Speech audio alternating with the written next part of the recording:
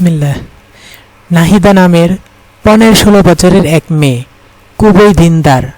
তার দিনদারির ব্যাপারে কম বেশি সবাই জানত, তাই সকলেই তাকে স্নেহের চোখে দেখত, সবাই তাকে আদর করত। একদিন নাহিদার আব্বা আধুনিক শিক্ষিত এক যুবকের সাথে তাকে বিয়ে দিয়ে দিল। ছেলেটি ছিল যেমনি বদমেজাজি তেমনি অত্যাচারী। বিয়ের কিছুদিন অতিবাহিত হতে না হতেই সে নাহিদার গায়ে হাত তুলতে লাগলো। সামান্য কারণেই সে তার উপর হিংস্র হায়নার মতো ঝাঁপিয়ে পড়ত। প্রতিদিন মদ পান করে রাত 12টা-1টার দিকে ঘরে ফিরত। নাহিদার স্বামীর এ সকল অত্যাচার সহ্য করে নীরবে চোখের পানি ফেলত এবং প্রত্যেক নামাজের পর কায়মনো বাক্যে খুদার দরবারে দোয়া করে বলতো, হে খুদা, তুমি আমার স্বামীর আখলাক সুন্দর করে দাও, তাকে নামাজি ও দিনদার বানিয়ে দাও। হে পরওয়ারদিগার, মানুষের অন্তর তো তোমারই হাতে।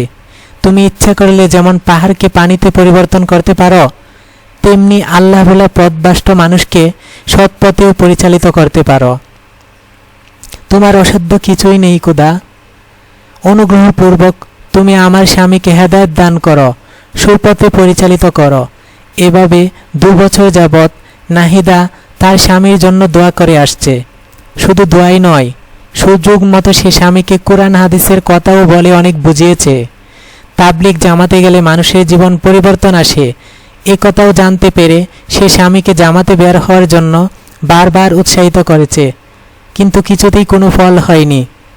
উপরন্তু তার স্বামী জবাবে বলেছে, আরে জামাতে গেলে নামাজ রোজা করলে কি লাভ হবে? নিজের মন মতো আনন্দের সাথে জীবনটা কাটিয়ে দেই, এটাই তো ভালো, পরে যা হবার হবে। নাহিদার স্বামী এক সরকারি অফিসে চাকরি করত। অফিসের সন্নিকটে একটি বিশাল মসজিদ ছিল। নামাজের সময় মসজিদ থেকে ভেসে আসতো আজানের সুমধুর ধ্বনি। নামাজের এই আহ্বানে অফিসের অনেকেই সাড়া দিলেও নাহিদার স্বামীর পক্ষে কোনোদিন মসজিদে যাওয়ার সৌভাগ্য হয়নি। কেউ তাকে মসজিদে যেতে বললে এক কথা সে কথা বলে সে মসজিদে যাওয়া থেকে বিরত থাকত। এদিকে আজ 2 বছর যাবৎ স্বামীর জীবনে কোনো পরিবর্তন না দেখে নাহিদা বিচলিত হয়ে পড়ল। সে ভাবতে লাগল, হায়, যদি এই অবস্থায় তিনি মারা যান তাহলে তার কি অবস্থা হবে? তিনি কি পারবেন কবরে মুনকার নাকির ফেরেশতার প্রশ্নের সঠিক জবাব দিতে? দুনিয়ার জীবনে আল্লাহ তাআলা অসংখ্য নিয়ামত ভোগ করা সত্ত্বেও তার নাফরমানি করে কিভাবে তিনি হাসরের ময়দানে তার সামনে দণ্ডায়মান হবেন? আজ কয়েকদিন যাবৎ এ জাতীয় বিভিন্ন প্রশ্ন নাহিদার হৃদয় মনকে খুব বেশি পেরেশান করেছে। স্বামীর ভবিষ্যৎ চিন্তায় মাঝে মধ্যে সে এত বেশি চিন্তিত হয়ে পড়েছে যে খাওয়া দাওয়া উঠা বসা কিছুই তার ভালো লাগছে না। তাই এখন স্বামীর হেদায়েতের জন্য সে আগের চেয়ে আরও বেশি পরিমাণে কেঁদে কেটে আল্লাহর নিকট দোয়া করতে লাগল। নাহিদার স্বামীর নাম ফরিদ উদ্দিন। একদা তার অফিস সংলগ্ন মসজিদে একটি ভিআইপি জামাত এলো। বড় বড় ব্যবসায়ী, শিল্পপতি থেকে শুরু করে সরকারের বিভিন্ন গুরুত্বপূর্ণ কর্মকর্তাও এ জামাতে ছিলেন। এক সময় জামাতের আমির সাহেব কয়েকজন সাথী সহ নাহিদার স্বামী ফরিদ উদ্দিনের সাথে সাক্ষাৎ করে কিছু দিনই কথাবার্তা বললেন এবং পরিশেষে তাকে 40 দিনের জন্য তাবলিগ জামাতে বের হওয়ার দাওয়াত দিলেন। তাদের কথাবার্তা শুনে তার মনে বেশ পরিবর্তন আসলেও জামাতে বের হওয়ার জন্য মোটেও সে প্রস্তুত ছিল না। তার এই মনের কথা জামাতের লোকজন যেন বুঝতে না পারে সেজন্য সে বলল, আমার বস তো আমাকে এতদিনের ছুটি দিতে কিছুতেই রাজি হবেন না, সুতরাং আমি যাব কি করে? জবাবে আমির সাহেব বললেন, বসকে রাজি করানোর জিম্মাদারি আমাদের উপর ছেড়ে দিন, আপনি যেতে প্রস্তুত কিনা বলুন। সে তখন নিরুপায় হয়ে বলল, আচ্ছা, আপনারা যদি বসকে রাজি করাতে পারেন তাহলে আমি প্রস্তুত আছি। একথা বলার সময় তার দৃঢ় বিশ্বাস ছিল বস নিশ্চয়ই এতদিনের ছুটি মঞ্জুর করবেন না। কিন্তু খুদার কি অপার মহিমা! আমির সাহেব ফরিদ উদ্দিনের জামাতে যাওয়ার ব্যাপারে আলোচনা করতেই তিনি বলে উঠলেন, বেশ তো, সে রাজি থাকলে আমার পক্ষে থেকে কোনো বাধা নেই, আমি তাকে 40 দিনের জন্য ছুটি দিয়ে দেব। ফরিদ উদ্দিন বসের সম্মতির কথা শুনে ভাবনায় পড়ে গেল। সে মনে মনে বলতে লাগল, 2-4 দিন হলে একটা কথা ছিল, 40 দিন সে কি করে থাকবে? তাছাড়া তার তো মদের নেশাও রয়েছে, জামাতে বের হয়ে তো মদ পান করা যাবে না। কিন্তু এত চিন্তা করলে কি হবে? আল্লাহ তাআলা তো তার স্ত্রীর দোয়া কবুল করেছেন এবং তাবলিগে বের হওয়ার উসিলায় তাকে হেদায়েত দিতে চাচ্ছেন। তাই হঠাৎ করেই যেন তার মুখ থেকে বের হলো, যান, আগামীকাল থেকে আমি এক চিল্লার জন্য বের হব, আমি এখন বাসায় গিয়ে প্রস্তুতি নেই। এর কথা বলে সে তাড়াতাড়ি বাসায় ফিরে স্ত্রীকে বলল, নাহিদা, তোমার দোয়া কবুল হয়েছে। আমি আগামীকাল থেকে 40 দিনের জন্য তাবলিগ জামাতে বের হওয়ার ইরাদা করেছি। তুমি আমার জন্য আরো বেশি করে দোয়া করো, আল্লাহ তাআলা যেন আমাকে হেদায়েত দান করেন। স্বামীর মুখে একথা শুনে নাহিদা সীমাহীন আনন্দিত হলো। তবে কথাটি সত্য কিনা এ ব্যাপারে তার যথেষ্ট সন্দেহ ছিল। কিন্তু স্বামী যখন কাপড় চোপড় ইত্যাদি গুছিয়ে ব্যাডিং রেডি করে তার নিকট বিদায় নিতে আসলো, তখন তার যাবতীয় সন্দেহ সম্পূর্ণরূপে দূরীভূত হয়ে গেল। নাহিদা তখন স্বামীকে হাসি মুখে বিদায় জানিয়ে ঘরে ফিরে 2 রাকাত শুকরানার নামাজ আদায় করল এবং মনে মনে বলতে লাগলো, আল্লাহ তাকে অবশ্যই হেদায়েত করবেন। যা হোক, ফরিদউদ্দিন ঢাকা কাকরাইল থেকে জামাত বন্দী হয়ে এক চিল্লা অর্থাৎ 40 দিনের জন্য রাজশাহী চলে গেল। কিছুদিন যেতেই তার আমলের মধ্যে বিরাট পরিবর্তন দেখা গেল। সে নিয়ত করল আর কোনোদিন মদ স্পর্শ করবে না, নামাজ ছাড়বে না এবং দাড়ি মুন্ডাবে না। তাসবিহ হাতে জিকির করাকে সে তার সার্বক্ষণিক আমল বানিয়ে নিল। উপরন্তু দৈনন্দিন যাবতীয় কাজে সে রাসূল সাল্লাল্লাহু আলাইহি ওয়াসাল্লামের সুন্নতের অনুসরণ করতে লাগল এবং ইশরাক, আওয়াবিন ও তাহাজ্জুদকে নিয়মিত অভ্যাসে পরিণত করল। এভাবে অল্প দিনের মধ্যেই তার চেহারার এক স্বর্গীয় আভা ফুটে উঠেছে। একদিনের ঘটনা, জামাতের সবাই পরামর্শে বসেছে। আমির সাহেব যখন বললেন, আজ খেদমতে যেতে কে কে রাজি আছেন? ফরিদউদ্দিন ভাবল, আজ প্রায় 1 মাস হয়ে গেল, আমি তো একদিনেও খেদমতে গেলাম না।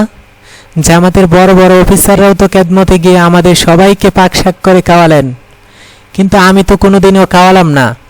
তাই আমির সাহেবকে লক্ষ্য করে দৃঢ়তার সাথে সে বলল, হুজুর, আমি রাজি আছি।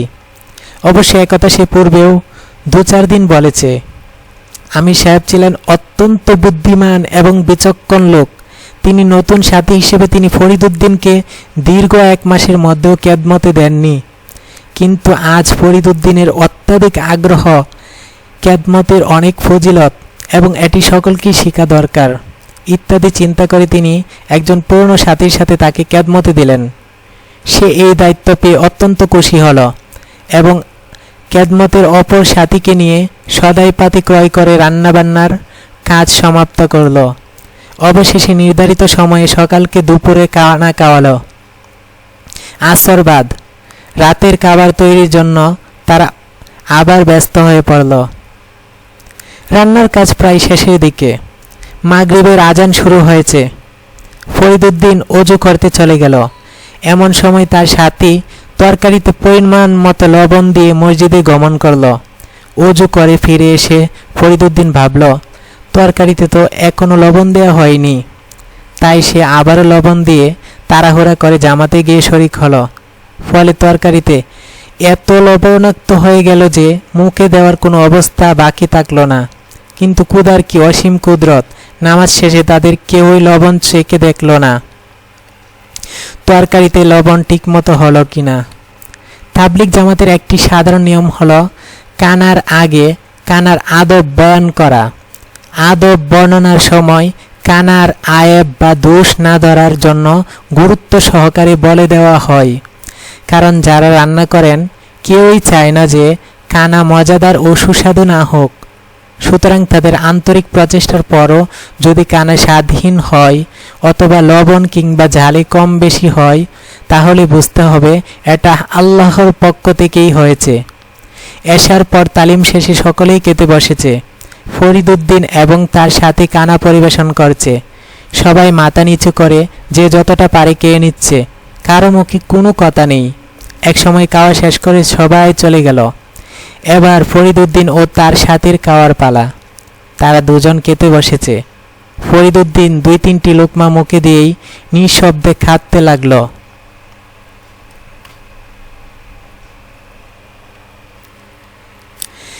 তার দুগণ্ড বেয়ে অজরে পানি ঝরছে। হঠাৎ তার সাথী ব্যাপারটি আঁচ করতে পেরে জিজ্ঞাসা করল, ভাই, আপনি কাঁদছেন কেন? কি হয়েছে আপনার? আপনার কোনো অসুবিধা হচ্ছে কি? জবাবে ফরিদুদ্দিন কিছুই না বলে আরও জোরে জোরে ফুঁপিয়ে ফুঁপিয়ে কাঁদতে লাগলো। ভাত ভাঙা জোয়ারের মতো দু চোখ দিয়ে পানি এসে তার সমস্ত চেহারাকে ভিজিয়ে দিল। অবস্থা দৃষ্টে ফরিদুদ্দিনের সাথী পেরেশান হয়ে গেলেন। তিনি বারবার কি হয়েছে জানতে চাইলে ফরিদুদ্দিন শুধু একটা দীর্ঘ নিঃশ্বাস ছেড়ে বলল, সে এক বিরাট ইতিহাস। এই ইতিহাস আমি শুনতে পারি কি? হ্যাঁ, পারেন। তাহলে বলুন। অতঃপর ফরিদুদ্দিন তার সাথীকে এক নীরব জায়গায় বসিয়ে বলতে লাগল, নাহিদা নামের আমার এক স্ত্রী আছে। সে খুবই দিনদার, কিন্তু আমি ছিলাম সম্পূর্ণ বিপরীত। ফলে তার এই দিনদারি ও বুজুর্গিকে কখনোই আমি পছন্দ করতাম না। সে বরাবরই ভালোবাসার পরিবর্তে আমার কাছে পেয়েছে লাঞ্ছনা, গঞ্জনা ও অপমান। সামান্য কারণে আমি তাকে শক্ত মারপিট করতাম। কানায় একটু এদিক সেদিক হলে তো কোনো কথাই নেই, কিল থাপ্পড় লাথি ঘুষি সমানে শুরু করে দিতাম। মুখ দিয়ে যা আসতো তাই বলতাম। কিন্তু এত সব নির্যাতন নিপীড়নের পরেও সে টু শব্দটি পর্যন্ত করত না। শুধু নীরবে অশ্রু ফেলে আমার দিকে তাকিয়ে থাকত। অথচ আমার মনে তখনও সামান্যতম দয়ার উদ্রেক হয় না। ভাইজান, একটু সময় নিয়ে আবার সে বলতে লাগলো, আজ যে আমাদের এতগুলো লোকের খাবার আমি নষ্ট করে দিলাম, দ্বিতীয়বার লবণ দিয়ে উহাকে সম্পূর্ণ লবণাক্ত করে ফেললাম। তারা সবাই নীরবে কে চলে গেল, কেউ কিছুই বলল না। অথচ আমি আমার স্ত্রীকে খাবারের জন্য কত যে কষ্ট দিয়েছি, কত নির্যাতন করেছি, তার কোনো হিসাব নেই। আমি খোদার দরবারে আর কি জবাব দিব? একথা বলে সে আবারও চিৎকার করে কেঁদে ফেলল। ফরিদুদ্দিনের সাথে তাকে অনেক বুঝিয়ে বলল, ভাই, আপনি অতীতে যা কিছু করেছেন তা তো না বুঝে করেছেন। সামনে আর এমন করবেন না। বাড়িতে গিয়ে স্ত্রীর নিকট ক্ষমা চেয়ে নেবেন। আশা করি সে আপনাকে ক্ষমা করে দেবে। সে ক্ষমা করলে আল্লাহ আপনাকে ক্ষমা করে দেবেন। যাই হোক, 40 দিন পর অফিস টাইমের কিছু পূর্বে ফরিদুদ্দিন বাসায় পৌঁছে স্ত্রী নাহিদাকে বলল, অফিসের প্রায় সময় হয়ে গেল, তাড়াতাড়ি একটু চা তৈরি করো। নাহিদা চা তৈরি করতে রান্নাঘরে গেল। কিন্তু কুদার কি অপার খেলা! চিনি ও লবণের কৌটা একই রকম হওয়ায় তাড়াহুড়ার মধ্যে লবণ দিয়ে সে চা তৈরি করে স্বামীর নিকট হাজির করল। সময়ের সংকীর্ণতার জন্য চা কেমন হলো তা দেখারও সুযোগ হলো না। ফরিদুদ্দিন লবণের চা খেয়ে কিছুই না বলে অফিসে চলে গেল। এদিকে নাহিদা অবশিষ্ট চা মুখে দিতেই, হাই, কি করলাম বলে মাথায় হাত দিয়ে বসে পড়ল। সে ভাবল, সময় কম থাকার জন্য তিনি হয়তো আমাকে কিছুই বলেননি। অফিস থেকে ফিরে অবশ্যই আর যথোপযুক্ত শাস্তি দিবেন। অবশ্য তাবলিগ থেকে ফিরে আসার পর নাহিদা তার স্বামীর চেহারায় যে নূরের জ্যোতি দেখেছে, তাতে তার মনে এই আশাও জন্মেছে যে অফিস থেকে এসে তার স্বামী তাকে তেমন কিছু বলবেন না। কিন্তু বাস্তবতা ছিল তার চেয়েও একটু বেশি।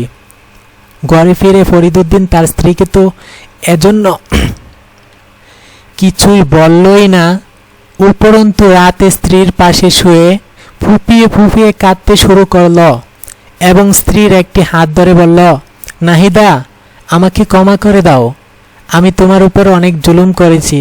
অতঃপর সে নাহিদাকে তাবলিগের পুরো ঘটনা শোনাল। স্ত্রী নাহিদা খুশি হয়ে বলল, আমি আপনাকে ক্ষমা করে দিলাম, আপনিও আমাকে ক্ষমা করে দিন। এরপর থেকে তাদের দাম্পত্য জীবন অত্যন্ত আনন্দের সাথে কাটতে লাগলো। এভাবে তাবলিগের মাধ্যমে একটি পরিবারের সকল অশান্তি দূরীভূত হয়ে সেখানে শান্তি, সুখ ও আনন্দ স্থান করে নিল। ঘটনা এখানেই শেষ নয়। ফরিদুদ্দিনের বাসার পাশে এক হিন্দু দম্পতি বাস করত। হিন্দু ছেলেটিও প্রতিদিন মদ পানে বিভোর হয়ে রাতে স্ত্রীকে অকথ্য ভাষায় গালিগালাজ করত এবং তার উপর অত্যাচারের স্টিম রোলার চালাত। আজ কিছুদিন যাবৎ নাহিদার ঘরে পূর্বের ন্যায় কোনরূপ শোরগোল শুনতে না পেয়ে হিন্দু মেয়েটি নাহিদাকে জিজ্ঞাসা করল, কি গো, তোমাদের ঘরে দেখি আগের মতো কোনো গালিগালাজ শুনি না, ব্যাপার কি? নাহিদা তখন হিন্দু মেয়েটিকে তার স্বামীর পূর্ণ ঘটনা শোনাল। ঘটনা শুনে হিন্দু মেয়েটিরও অন্তরেও তাবলিগের প্রতি এক অগাধ ভালোবাসা সৃষ্টি হলো। তার মনে হলো তাবলিগ এমন এক মানুষ গড়ার কারখানা, যেখানে চরিত্রহীন মানুষও চরিত্রবান মানুষে পরিণত হয়। এক রাতে হিন্দু মেয়েটির স্বামী মদ পান করে বাসায় এসে পূর্বের ন্যায় গালাগালি ও নির্যাতন করতে শুরু করলে মেয়েটি বিরক্ত হয়ে কোনো কিছু চিন্তা না করে বলে ফেলল, দেখো, তুমি এমন করলে কিন্তু তোমাকে তাবলিগ জামাতে পাঠিয়ে দেব। অর্থাৎ তাবলিগের প্রতি হিন্দু মেয়েটিরও এত বেশি ভক্তি, শ্রদ্ধা ও আস্থা সৃষ্টি হয়েছে যে তার স্বামী হিন্দু কি মুসলমান সেই কথা চিন্তা করার সুযোগও তার হয়নি। তাবলিগ সর্বকালের সকল মানুষের জন্য এমন এক রহমত, যার উপকারিতা ভাষায় বলে শেষ করা যাবে না। এর মাধ্যমে আজকের হাজারো পথহারা মানুষ পথের সন্ধান পাচ্ছে, হাজারো পরিবারে দ্বীনি পরিবেশ কায়েম হচ্ছে। উপরন্তু এই কাজ উম্মতে মুহাম্মাদের এক পবিত্র দায়িত্বও বটে। আল্লাহ আমাদের সকলকে অতি তাড়াতাড়ি এই কাজে অংশগ্রহণ করার তৌফিক দান করুন, আমিন।